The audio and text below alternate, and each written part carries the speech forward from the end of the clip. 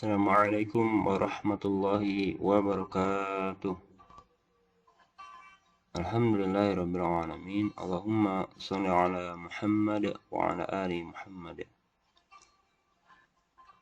Teman-teman yang berbahagia, apa kabarnya hari ini? Semoga dalam keadaan sehat walafiat. Amin ya rabbal alamin. Baik, teman-teman, di pagi yang baik ini kita akan membahas materi tentang membuat naskah pidato dan mempresentasikannya. Seperti apa? Mari kita dalami materi ini.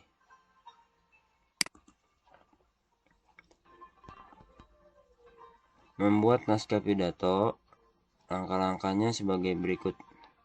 Yang pertama, menentukan tema dan pokok pembicaraan. Tema disesuaikan dengan peristiwa yang melatar belakangi pidato. Misalnya, untuk acara perpisahan, ya, teman-teman bisa menyampaikan tema berterima kasih kepada bapak-bapak atau ibu-ibu guru. Ya, kalau temanya tentang perpisahan. Nah, Fazen coba menyebutkan tema yang lain, misalnya tema memperingati Hari Pendidikan Nasional.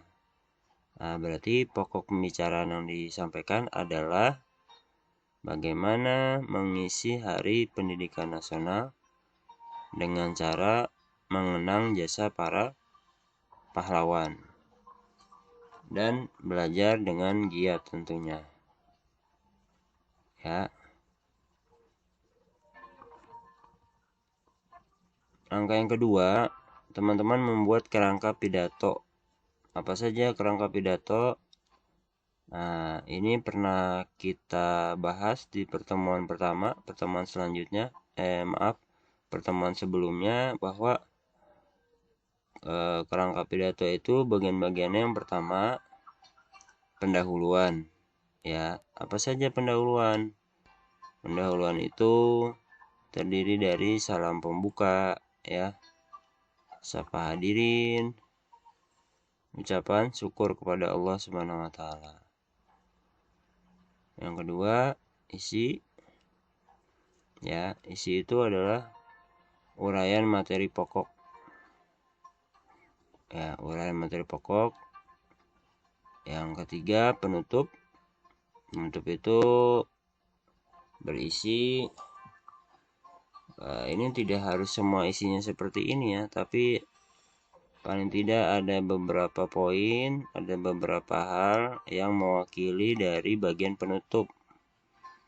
Ya, misalnya ada kalimat harapan atau ajakan kepada para hadirin. Ya, itu yang terpenting ya untuk melakukan sesuatu. Jangan lupa juga kita tutup pidato kita dengan permohonan maaf dan salam penutup. Nah, setelah menentukan tema dan pokok pembicaraan, kemudian kita telah membuat kerangka pidato, ya. Selanjutnya adalah tentunya kita perlu mengembangkan kerangka pidato yang sudah kita buat, ya, menjadi naskah pidato, ya. Seperti itu. Nah, untuk contohnya, teman-teman bisa melihat kembali video penjelasan dari Bapak pada pertemuan yang pertama, ya. Di situ sudah lengkap sekali ya, boleh ditonton kembali bila memang dirasakan perlu ya untuk menonton kembali, begitu.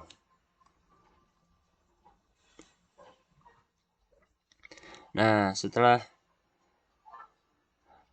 naskah pidato kita sudah buat, tentunya naskah ini menjadi acuan kita untuk melakukan pidato ya secara baik dan benar.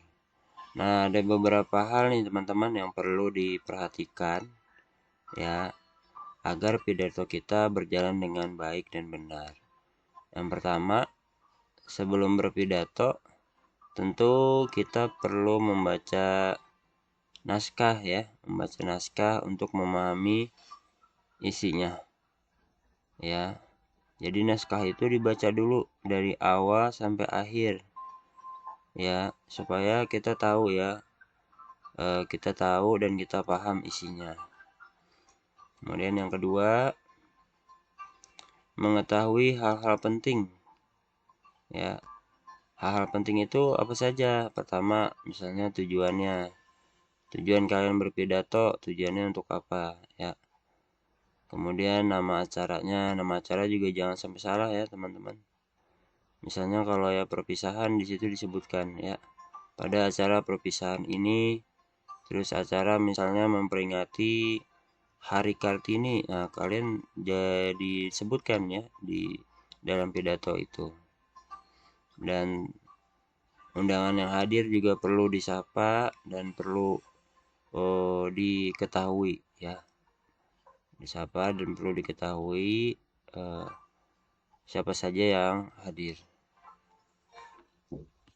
Kemudian selanjutnya ketika berpidato, gunakan intonasi yang tepat ya. Intonasi, cara kalian untuk membacakan naskah pidato itu juga dengan intonasi ya, penggunaan suara ya, penggunaan suara, penekanan suara dengan tepat ya. Tuh, kalau misalnya kalimat ajakan, berarti kalimat ajakannya dengan penuh semangat ya, dengan penuh semangat intonasinya begitu. Ya seperti itu untuk ketika berpidato ya. Fadina yakin teman-teman bisa melakukan pidato dengan melatih ya, melatih nanti di rumah menggunakan intonasi yang tepat. Yang terakhir, ketika berpidato, pandangan mata jangan selalu terarah pada naskah ya, jadi tidak terlihat terlalu kaku teman-teman. Sesekali mata boleh diarahkan pada hadirin ya, sesekali mata boleh diarahkan pada hadirin ya. Kalau pertanyaannya Pak, boleh nggak naskahnya tanpa dibaca atau dihafal ya? Boleh ya, silakan. Itu kan juga bagian dari kreativitas teman-teman sekalian. Artinya dalam hal ini ada pilihan ya, nanti jika dalam tugas kalian membaca pidatonya dengan tanpa naskah atau dihafal, dipersilahkan ya.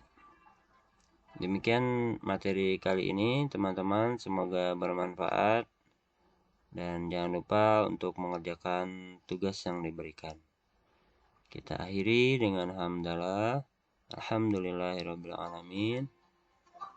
Istighfar, astagfirullahaladzim, astagfirullahaladzim, astagfirullahaladzim.